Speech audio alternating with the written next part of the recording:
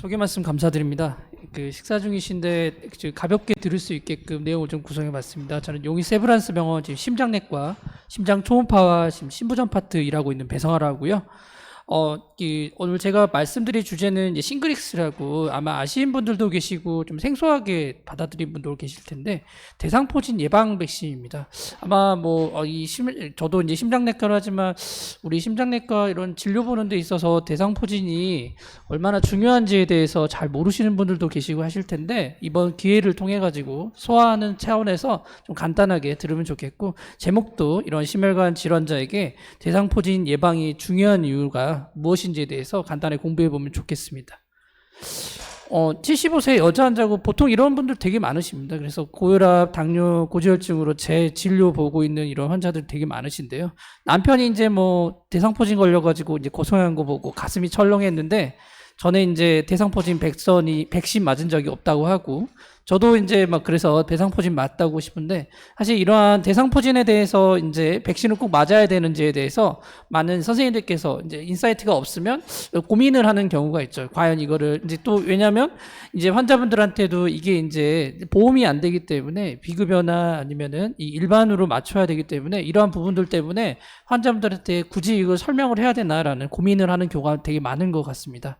그래서 이런 심혈관 질환에게 이런 감염 질환 예방이 중요한 이유가 사실 다들 알고 계시겠지만 다른 우리가 약을 처방하는 항생제라든가 다른 항바이러스제, 진통제라든가 마취제 여러 가지가 있지만 사실 가장 이 치명적인 감염병으로부터 인류를 보호하고 발병을 예방하는 게 아시겠지만 이제 백신입니다. 그래서 이러한 수백만 명의 생명을 구하는데 중추적 역할을 했는데요.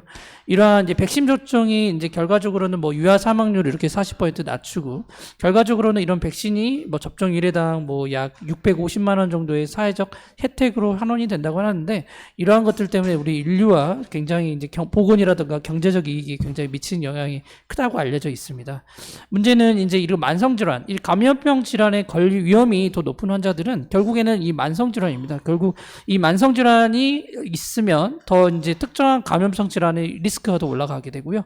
그러한 부분에 있어서 만성질환이 악화되고 이 부분이 예후가 더 악화되는 이런 어떻게 보면 비셔스 사이클로 빠지는 경우가 있을 수 있겠습니다. 그래서 우리가 신부전이라든지 이런 기저질환이 있는 환자들 같은 경우에 결국에는 급성 감염을 더 일으킬 리스크가 더 올라가고요. 더욱이 또 이제 당뇨병 같은 이런 환자들도 고혈당이나 이런 것들을 악화시킬 수가 있고, 이러한 것들 심각한 합병증을 일으킬 수 있기 때문에 이런 감염에 대한 리스크에 대한 관리가 굉장히 좀 중요하겠습니다. 그래서 감염이 있으면 특히나 심혈관 질환이 악화될 수 있는 요인 중에 하나입니다. 그래서 실제로 이제 신부전의 악화 요인을 보시면 당연히 코로나티 디지즈로 신부전이 악화될 수도 있지만 그 외에도 이제 부정맥이 있고 그 다음으로 이루어진 게 바로 감염입니다. 그래서 우리가 이제 우리가 감기라든가 그 외에도 코로나라든지 그 외에도 폐렴 이런 여러 가지 이유로 인해서 감염 자체가 또 신부전을 유발을 해서 이런 것들 때문에 전반적인 컨디션이 악화돼서 응급실로 오는 경우 굉장히 많은데요. 이러한 입원 환자 중에 이제 감염, 그냥 뉴모니아로 그냥 입원했는데도 불구하고 결과적으로 심혈관계 이런 사건으로 인해서 사망이라든지 뇌졸중이라든가 다른 여러 가지 심혈관 질환, 심근경색으로 이제 돌아가시는 경우가 많이 있을 수 있기 때문에 이러한 감염에 대한 미리적 컨트롤, 예방적인 목적이 굉장히 중요하겠습니다. 많은 선생님들께서도 예전에 이제 기억하실 수 있겠지만 5년 전에 이런 뉴스 보셨을 겁니다. 코로나로 이제 닥터분이 이제 사망을 하셨죠. 첫 번째 확진 환자였고 59세 이제 내과 의사셨는데 개인 외래 이제 진료 중에 확진 환자 접촉하면서 이제 코로나에 걸렸었죠. 아마 많은 선생님들께서도 많은 본인의 건강 상태는 굉장히 좋으실 수 있지만 이런 감염 환자나 이런 외래에서 오는 환자들이 굉장히 좀 많을 수가 있어서 이러한 접촉하면서 감염이 되는 건 흔하지 않게 발생할 수 있는데, 이분 같은 경우에도 확진 판정을 받고 입원 치료를 하셨다가 갑자기 이제 그 CRRT 치료받다가 심근경색으로 스텐트를 시술을 받았다고 뉴스에 나왔거든요. 그래서 결국에는 이분은 이제 사망을 하였었는데요.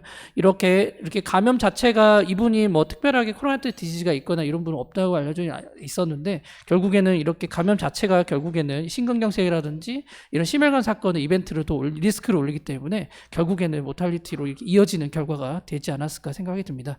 제가 이제 이때 이제 코로나 때 쓴 페이퍼도 결국에는 이게 나이가 젊거나 이런 부분들이 굉장히 중요하겠지만 그 외에 카드바스큘러 디지즈라든가 이런 고혈압이라든가 당뇨 이런 심장질환을 가진 환자들 같은 경우에는 나이에 상관없이 굉장히 리스크가 올라간다는 거고요. 코로나를 걸렸을 때 사망률이라든가 갑자기 이제 중환자실로 갈 확률이 높아지고 그렇기 때문에 나이가 젊을수록 어떻게 보면은 더 그런 리스크는 올라가기 때문에 이런 기저질환이 있으면 아무리 젊어도 관리나 이런 것들이 굉장히 중요하다는 페이퍼를 썼었는데 이런 부분도 있었습니다. 그래서 결과적으로는 이 우리가 이제 다른 우리가 정상군에서도 보면은 높은 염증 수치, CRP 레벨이라든가 LDL 콜레스테롤 레벨이 올라있던 것들은 결과적으로 심혈관, 강변 이런 메이스 사건 증가하고 연관성이 굉장히 높기 때문에 이러한 부분들에 있어서 이 그 감염에 대한 이런 미리적인 컨트롤이 굉장히 좀 중요합니다.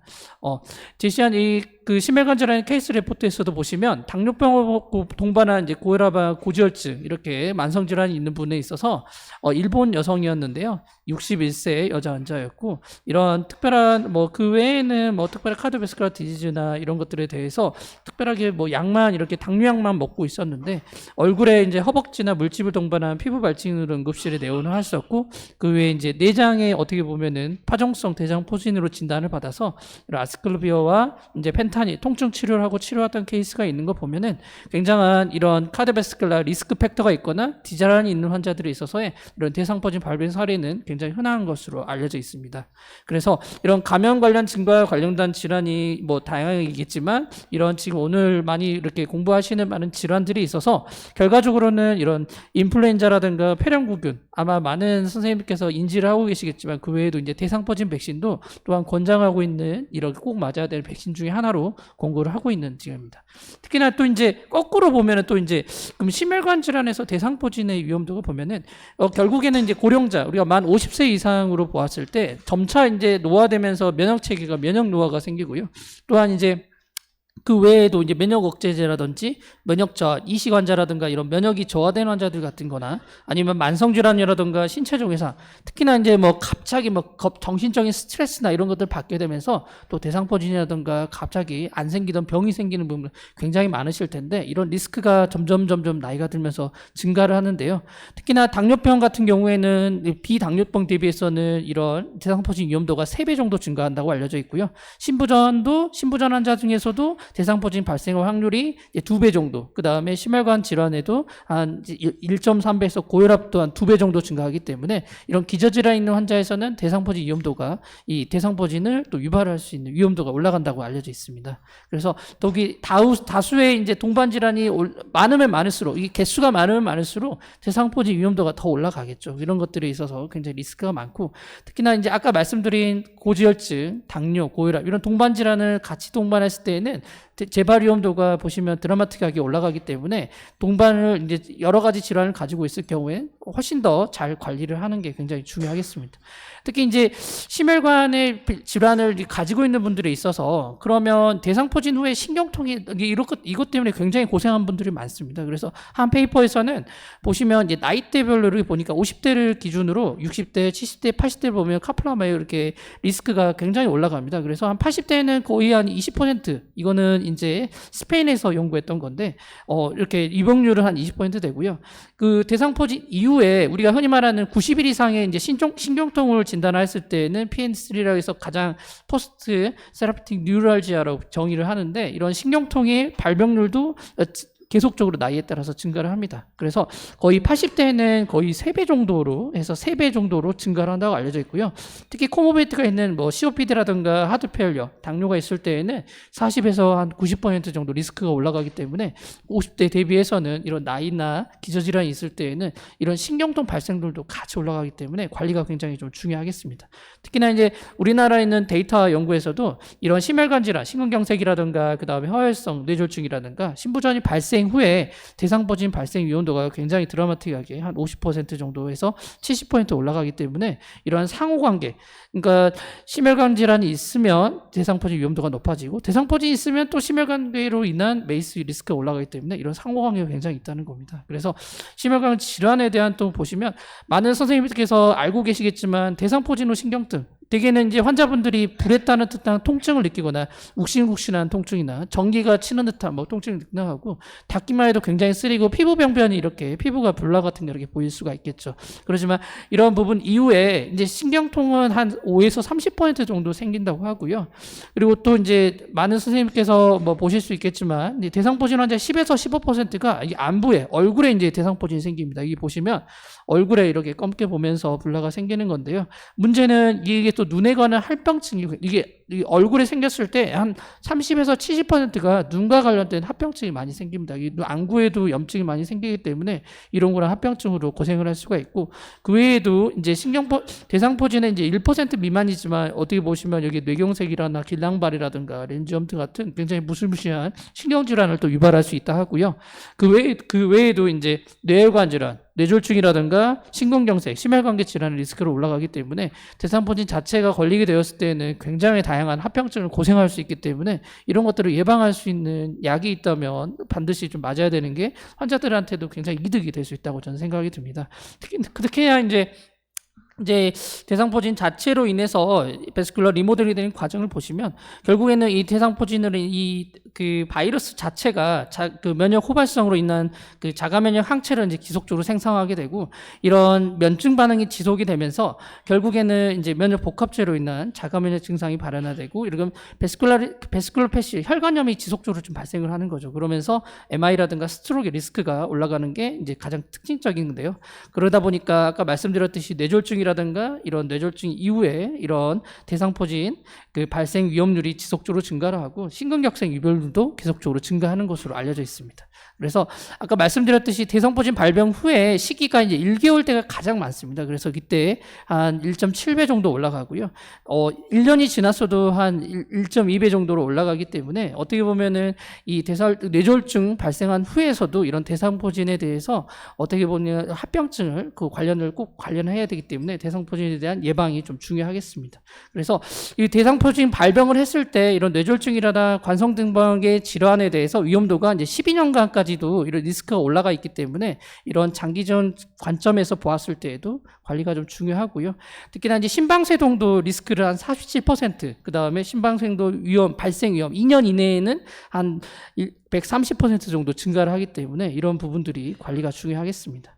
그래서 대상포진 걸렸을 때 단기 사망률도 한 1.7배에서 1.96배로 아무래도 이제 고령자가 많기 때문에 나이가 많을수록 이런 대상포진 자체라 있는 환자가 걸렸을 때에는 중증으로 갈 가능성이 높고 이런 걸로 인한 사망 위험도가 굉장히 높다고 알려져 있고 결과적으로는 이런 것들에 의해서 카디오바스큘러 디지즈 리스크 팩터인 고혈압, 당뇨들도 어떻게 보면 심혈관계와 관련된 그 요인이 굉장히 좀 많겠습니다.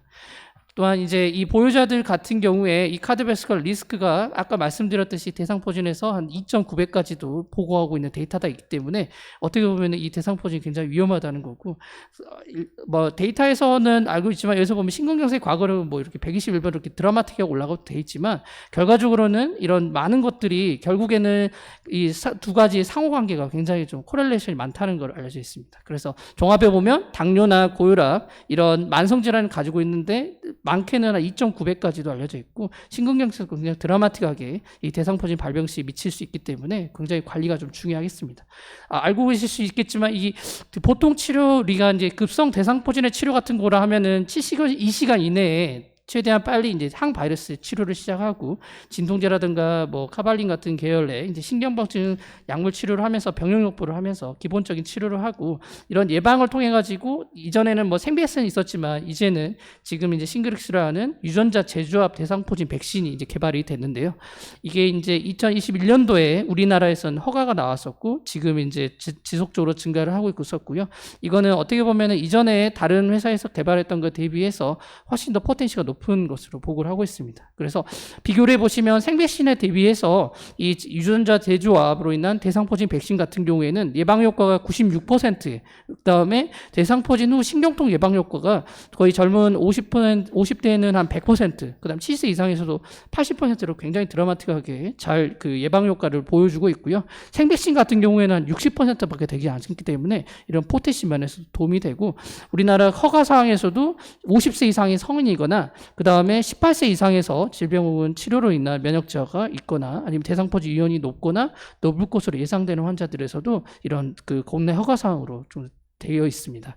그래서 기본적인 이제 대부분 이제 우리 항원에 대해서 우리가 이제 백신 같은 경우에는 이 항원을 제시를 하여서 특이 면역성 면역 반응을 유발을 하여서 이런 걸로 어떻게 우리가 이제 면역 증강제로 인해서 면역을 이제 반응을 얻게 되는데요. 어떻게 보면은 이 싱그리스 같은 경우에는 면역 증강제를 추가적으로 투입을 했기 때문에 백신의 항원에 대한 이제 면역 반응을 좀 더 증가를 하여서 우리가 기본적인 이렇게 면역 증강제를 하지 않았을 때 대비해서 훨씬 더 강하고 광범위한 면역 반응을 일으켜서 장기 면역으로 좀 더 유지하는 게 굉장히 도움이 되는 그 백신이라고 생각이 듭니다. 이러한 예방 효과에 대해서 보시면 이제 접종 연령에 따라서 보시면 우리가 이제 애니즘에 나왔던 2015년도와 2016년도의 연구를 보시면 결과적으로는 전반적으로는 97%고 50대, 60대, 70대 다 96%로 굉장히 90%가 넘는 유효성을 입증한 대상포진 백신이었고요.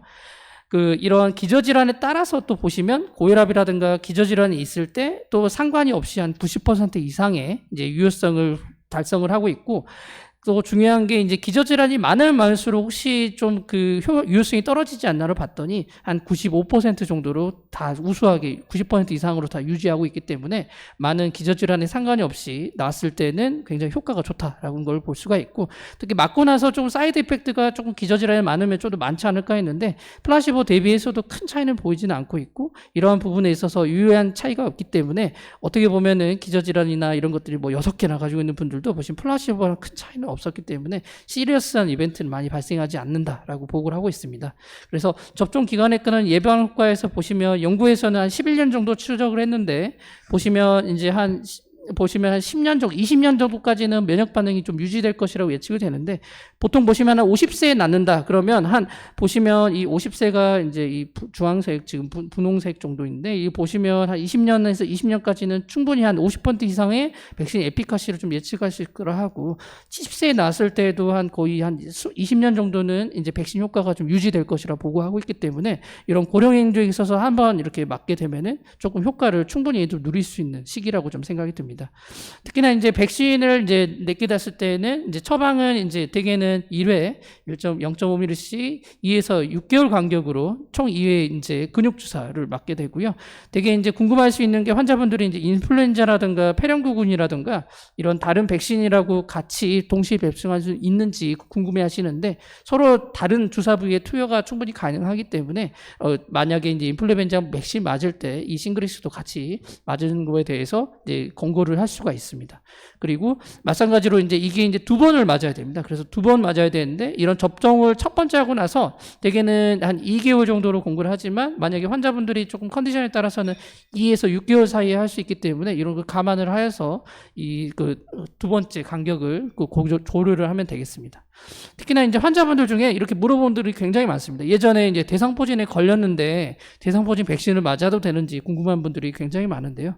대한감염병학회에서는 대상포진이 과거력이 있는 환자에서도 대상포진 백신을 접종할 수가 있고, 이럴 경우에는 급성기 상태를 지나고 환자분들이 컨디션이 괜찮고 통증이 없을 때 백신 접종이 가능한 시기인 전신 상태가 되었다면 접종을 할 수 있고, 하지만 한 1년 정도 한 간격을 두고 만약에 이제 대상포진이 걸렸다 하면은 발병 직후에 바로 이렇게 접종하기보다는 1년 정도 간격을 두고 그다음에 접종하는 고려를 하고, 이 대상포진 과거에 있다고 해서 뭐 한 번만 맞는 건 아니고 2번을 꼭 수행하라고 권고를 하고 있습니다.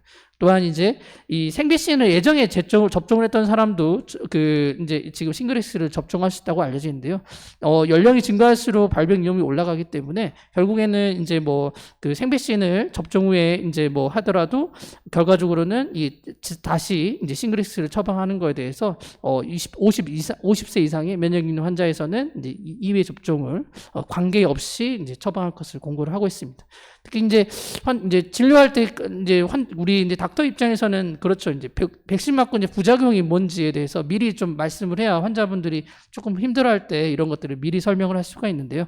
데이터에서는 이제 다른 보시면 이제 대부분의 경증에서 중증도 회사지만 가장 이제 많이 호소하는 게 맞는 그 사이트의 이제 국소 이제 통증입니다. 그래서 통증이 조금 있는데 이제 평균적으로는 하루에서 3일 정도 해서 한 이틀 정도 미디엄 값으로 보여주고 있고요. 그 외에도 이제 발적이라든가 종창들이 조금 나을 수 있다 하는데 대개는 한 2, 3일 내에 소실되는 게 가장 특징적이겠습니다. 또한 이제 이런 경증에 대해서 조금 퍼티그라든가 이제 피부가 있는 비율이 조금 있다고 하지만 대개는 2, 3일 내에 소실되기 때문에 이러한 부분에 있어서 조금 증상이나 이런 것들에서 너무 무리한 일 하지 않도록만 좀 설명을 드리고요.